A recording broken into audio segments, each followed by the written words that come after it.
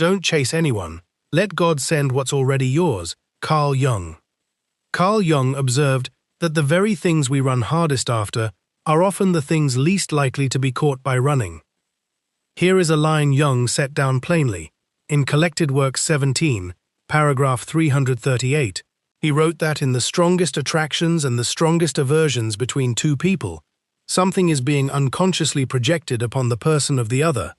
The pull you feel is not only about them, it is about an image inside you that has found, for a moment, a face to wear. And Jung would stop you right there and say, do you see it? The ache you call chasing is not devotion at all. It is the ego trying to catch up with its own inner picture, running down a road towards someone who is, without knowing it, simply standing where the picture happens to land. And if this is true, then the pursuit itself, the checking of the phone, the rehearsed message, the drive past the old street, is not proof of love. It is proof that something inside you has not yet been recognized as your own, and that unrecognized something is what keeps sending you back out the door. I want to say plainly that if you have ever chased someone, or a job, or an old version of a life, and felt the exhaustion of it without ever once feeling closer, you are not weak, and you are not the only one. Jung spent decades with people who came to him worn thin from exactly this kind of running, and what he found was rarely a failure of effort. It was a case of pointing the effort in the wrong direction entirely. So let this be a short and honest reflection with me. In my own words, I notice how much of my life I have spent running toward a face that was really an old picture inside me. I notice that the running has never once brought the peace I thought waited at the end of it. I am willing to stop and look at what I am actually chasing, and when I am ready, say it with me, I make the unconscious conscious. And again, slower this time, I make the unconscious conscious. If this way of seeing things is new to you, consider staying close, so that tomorrow's teaching finds you as well. Before we go further, if something in you just went quiet while I said that, type the words "face it" in the comments, just those two words. Let it be a small, honest marker that you heard something true. The first key is this. Chasing is not love. Chasing is the ego trying to close a distance that was never geographic to begin with. When you feel yourself pulled to text again, to check again, to drive past again, notice what is actually happening in the body. The chest tightens, the stomach pulls low, the mind narrates a story of how this time will be different, and underneath all of it sits a hunger that has nothing to do with the specific person you are aimed at. Jung would say, the hunger belongs to you. It is your own unlived longing wearing someone else's coat, and no amount of closing physical distance touches an inner distance. Imagine a man who drives 40 minutes out of his way just to pass a certain window. He tells himself he only wants to see if the light is on. But the light was never really the point. The point was the feeling that rose in him the moment he decided to drive there. That feeling is old. It did not begin with this window. And until he turns to look at where the feeling actually comes from, he will find new windows for the rest of his life.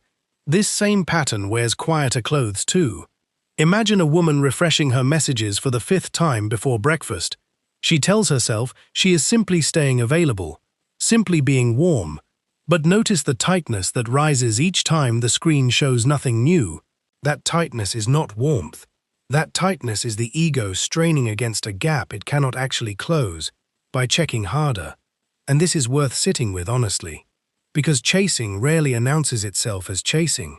It dresses itself up as devotion, as diligence, as simply caring a great deal. But the tell is always in the body, before it is ever in the story you tell yourself. Real presence is loose in the shoulders. Chasing is braced. Real interest can wait an afternoon without checking. Chasing cannot sit still through a single quiet hour. So before anything else, before any talk of soul images or old patterns, the first thing to see plainly is this difference. Not to shame the wanting, only to stop mistaking the running for the relationship. The running feels like love because it is urgent, but urgency and love are not the same weather at all. I stop mistaking motion for meaning. The second key is this. What you are chasing wears a real face, but the shape underneath it is much older than the person standing in front of you. Jung called this inner figure the anima in a man and the animus in a woman, the soul image, and he wrote of it in Collected Works 9 Part 1, paragraph 66, that the anima is the archetype of life itself, not a fantasy, not decoration, but a living inner figure that has shaped your sense of what life and love should feel like, since long before you met anyone you now call by name. When that inner figure finds a face outside you that fits its contours closely enough, something in you lights up as if you had come home. And this is why the pull can feel so absolute, so fated, so unlike ordinary liking. But here is the part that is easy to miss. The brightness you feel is not proof that this particular person is your destiny. It is proof that your own inner figure has found a hook to hang itself on. And the hook does not care whether the person holding it is actually suited to you. It only cares that the shape fits closely enough to be mistaken for the real thing. Think of it less like falling in love and more like recognizing a face in a crowd that you are certain you have seen before. The certainty is real, the feeling of recognition is real, but what you are recognizing was never truly out there walking toward you. It was already inside you, waiting for a surface to land on. Imagine a woman who falls for the same pattern of man 3 times running. Always brilliant, always a little unreachable, always eventually cold. The first time she tells herself it was simply bad luck. The second time she tells herself she has learned something and will choose more carefully. And yet the third man, different job, different city, different face entirely, turns out on closer inspection to carry the exact same distant warmth that pulled her in before. Cool enough to seem safe, distant enough to seem important. She is not choosing badly by accident. An inner figure inside her keeps finding the same shape because that shape matches an old unfinished picture. Perhaps a father who was present in body but never quite reachable in feeling. Perhaps an early lesson that love had to be earned through effort rather than simply received. And until she turns to look at the picture itself, the world will keep sending her men who fit it, not out of cruelty and not out of fate arranging punishment, but because the psyche, Jung taught, keeps presenting the same unfinished material until it is finally faced, rather than felt only as attraction. And notice how this works from the other direction too. A man may spend years drawn only to warmth that asks nothing of him, women who soothe rather than challenge, and wonder why every one of them eventually bores him. The pattern is not a coincidence of poor selection. It is the same inner figure, cast again and again onto whoever is standing closest and willing to wear it. This is not fate handing either of them the wrong gift. This is their own psyche, handing them the same mirror again and again, until they are willing to look into it, rather than through it. And to look into it means asking plainly, what old shape am I always finding? What does it remind me of? Where did I first learn to want exactly this? That question, asked honestly, is worth more than 100 fresh attempts at the same old pursuit. I look at the mirror instead of only through it. The third key is the harder one, and it explains why the chase never lands. You cannot catch an inner figure by running toward an outer one, because the inner figure does not live in the other person at all. It lives in you. So the very act of pursuit, of trying to secure the person, to pin down the feeling, to make the glow permanent by force of effort, actually works against you. The harder you grip, the more the living person underneath your projection has to strain to hold the shape you have cast onto them. And sooner or later they cannot hold it. Nobody can carry another person's whole inner world of longing indefinitely without cracking somewhere. Picture the lantern itself, held out at arm's length on a dark road. From a distance it seems to light the whole path ahead. But the moment you rush toward it, hoping to gather more of its light into your hands, the circle of brightness shrinks exactly as fast as you close the distance, until you are standing right beneath it holding nothing but a small warm bulb. This is not because the lantern was fake, it is because its light was never meant to be captured, only walked by. And this is why so many pursuits burn bright and then go cold fast, not because the person changed, but because the projection could not survive ordinary daylight. Imagine 2 people who meet at a wedding and talk until the room empties and the candles gutter out, each one certain by morning that something rare and almost fated has occurred between them. Phone numbers exchanged with trembling hands, and for 2 weeks every message glows the way that first night glowed. And then, quietly, without either one doing anything wrong, the replies slow, the jokes stop landing the same way. The certainty that felt so total begins to feel almost embarrassing to recall. Nobody betrayed anybody. The wedding night simply could not be reproduced under ordinary weather, because the brightness was never coming from the two of them meeting. It was the projection lighting up all at once, and then, as daily life resumed, beginning to withdraw the way morning fog withdraws off a field. Some people read this fading as proof the wrong person was chosen, and they leave to go chase the next bright lantern down the next dark road, and the next, without ever once asking why the light always seems to shrink at roughly the same distance in every story. That repetition itself is the clue. The pattern is not out there among unlucky choices. The pattern is inside, riding along with you from one pursuit to the next, like luggage you forgot you were carrying. And there is a second image worth holding beside the lantern. Think of trying to hold water, cupped in both hands. While it sits still in a pool, it looks whole and gatherable. But the instant you scoop at it, most of it runs straight through your fingers, and what is left in your palms is only a little warm puddle, nothing like the pool you thought you were capturing.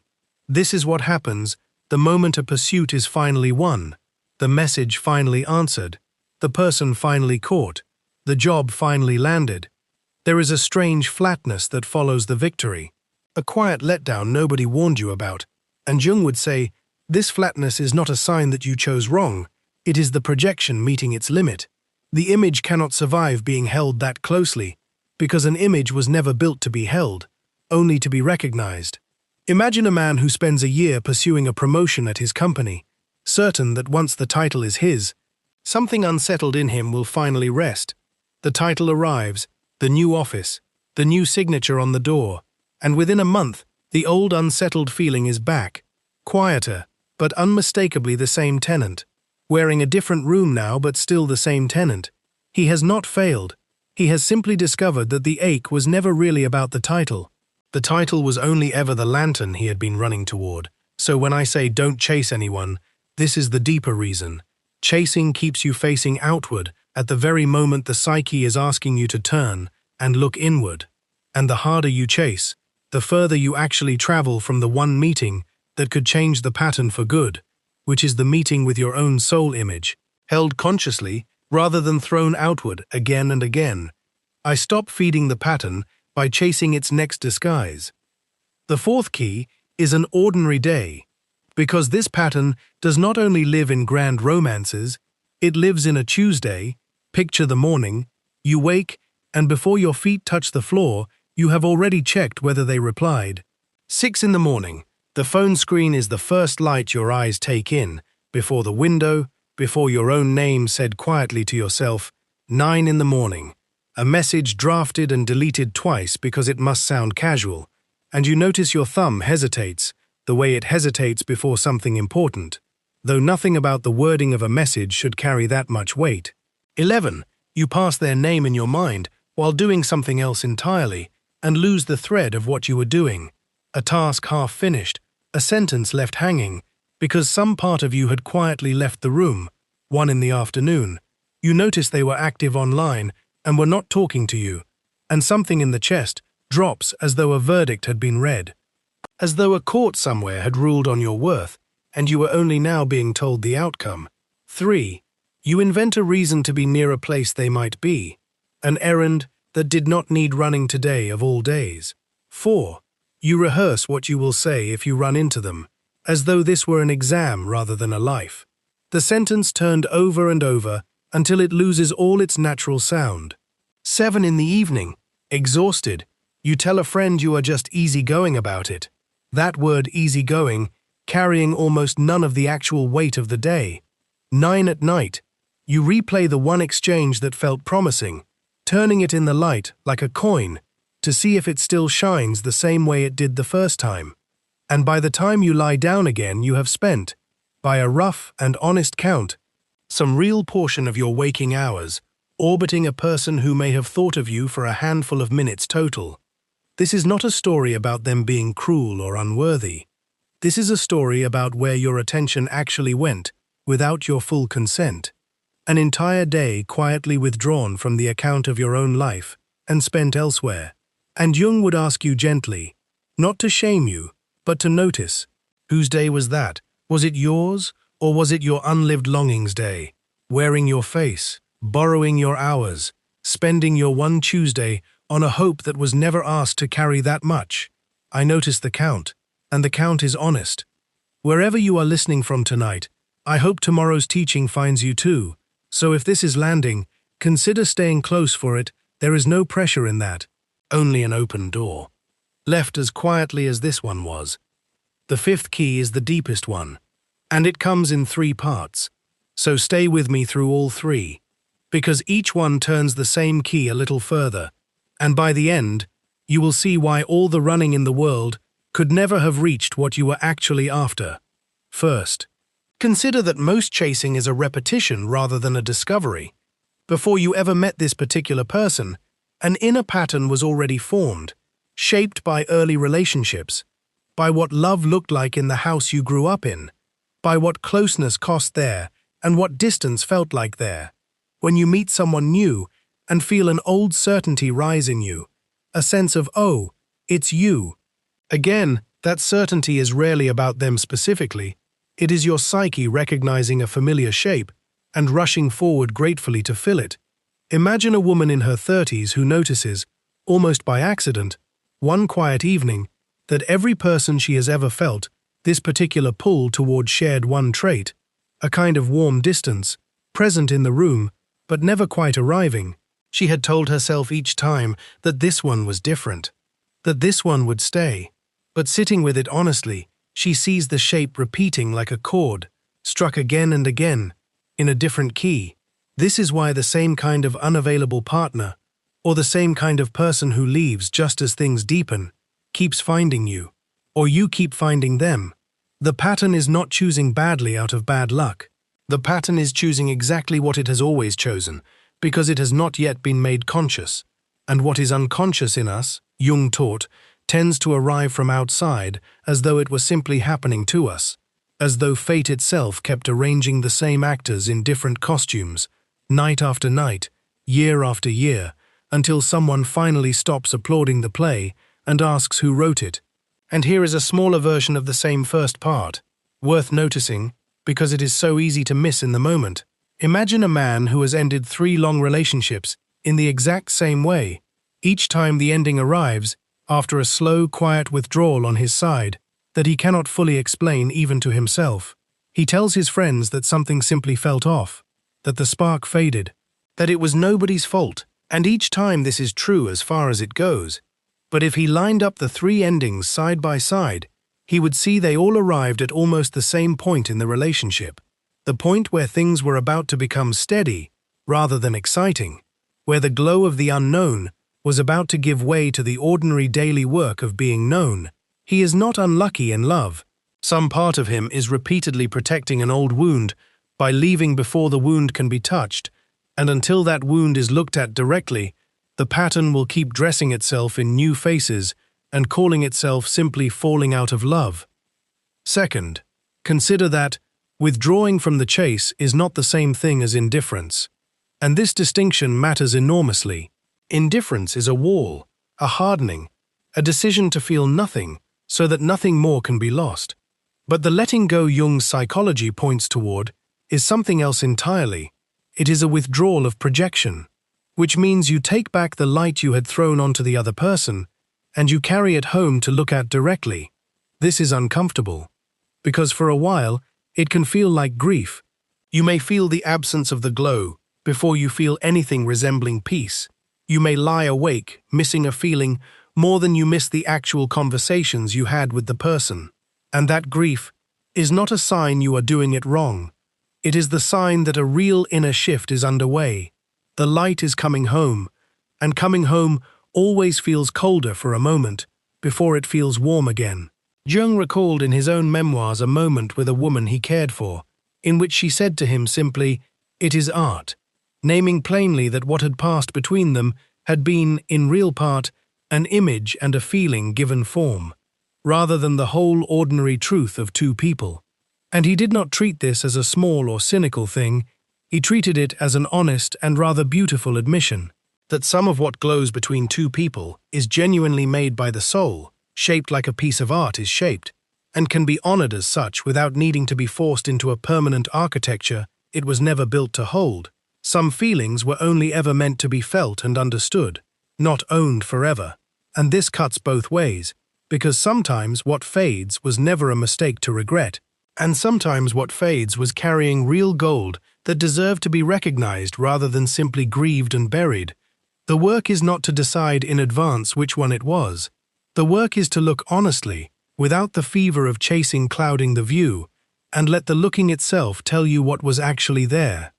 Third, and this is the part that finally answers the title's promise, what is actually yours was never the person you were chasing.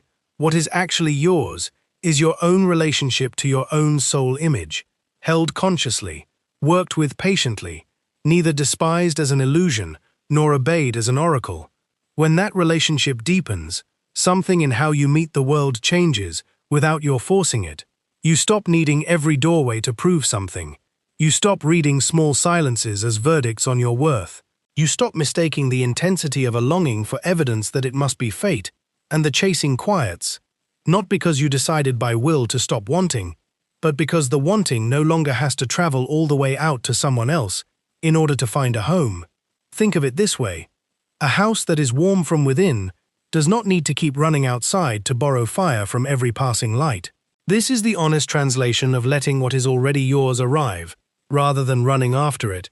It does not mean waiting passively for a person to be delivered to your door, like a parcel addressed by fate.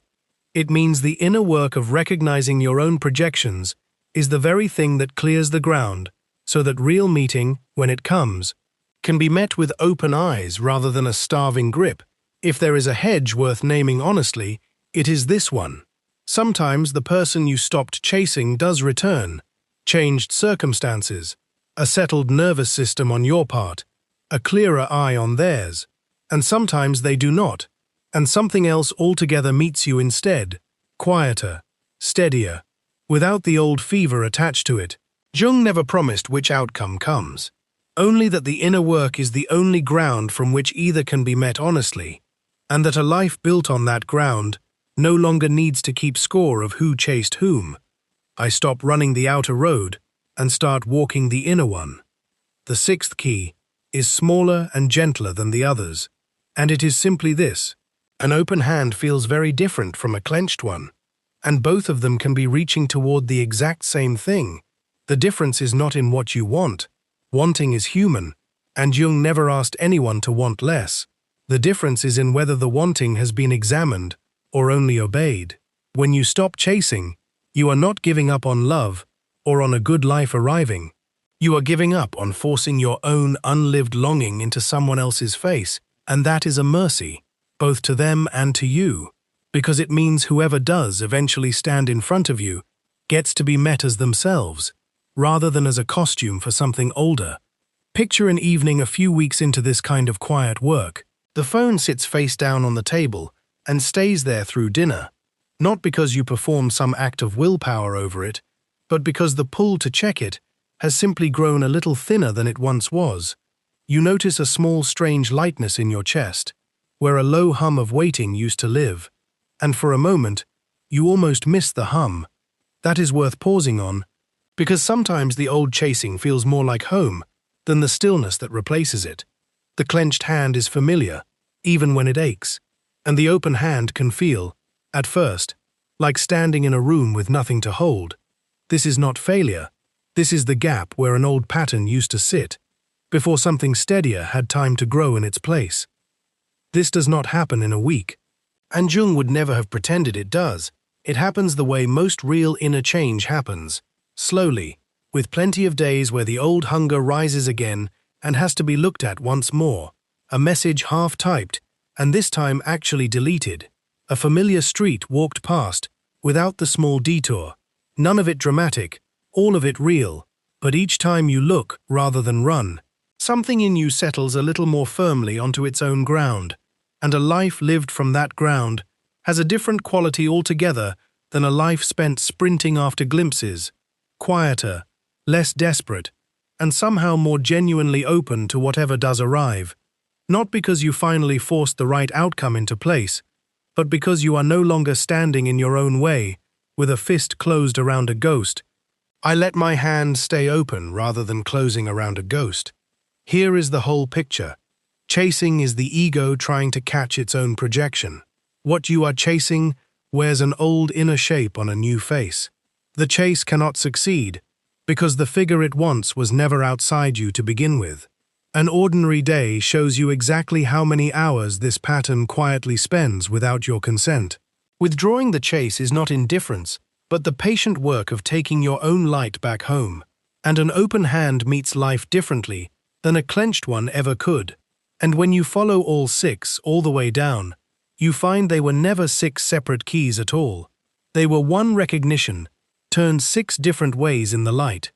That whatever is truly yours was never going to be caught by running. It was only ever going to be met by someone who had stopped mistaking the run for the road.